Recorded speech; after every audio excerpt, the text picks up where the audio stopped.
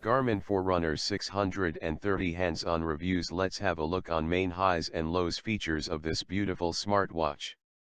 This is the one that's most intrigued me of late, which you'll be able to see from my rundown when I first picked it up.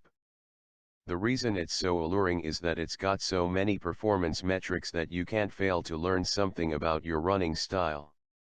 It's also got the decent Garmin Connect app behind it, which can auto-sync to Strava and some other services, and I love that Garmin's watches of late can connect to your Wi-Fi and automatically shove stuff up to your account when you walk in the door.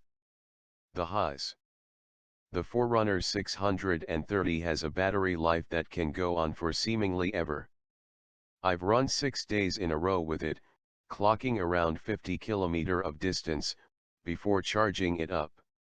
That was without the backlight constantly on, admittedly, but being able to do a 10-mile run and lose about 20% of the capacity was amazing. The screen is large and visible, and the smart notifications, letting you get info from your phone to your wrist when you get a text, is really great and works well as a mixture of unobtrusive and useful, so you don't need to get your phone out of your pocket. The lows. I still really fail to see why a touch screen is a good idea on a watch. If you're moving at speed, the last thing you've got is precision, and with rain and sweat in the mix the screen can get rather easily. It's a large and visible screen, but it really lacks the tactility of dedicated buttons. And the fact I just lost a 13-mile run because I put on a wet jacket, and that managed to confirm deletion, doesn't help matters there. And there's the slight issue of the lactate threshold, performance condition, and other metrics to help with your running. The first of these is pretty good, working out when you're likely to hit the wall during a race.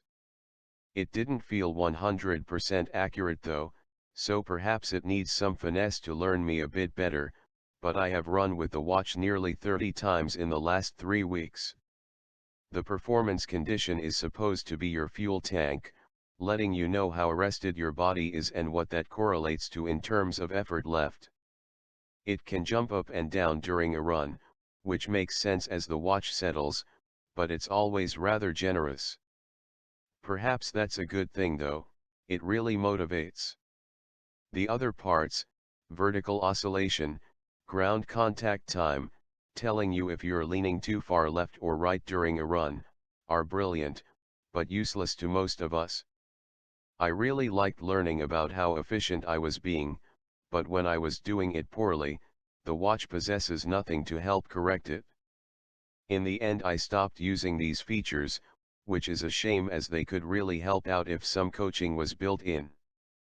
The price, although not bad for the battery life and performance, is high.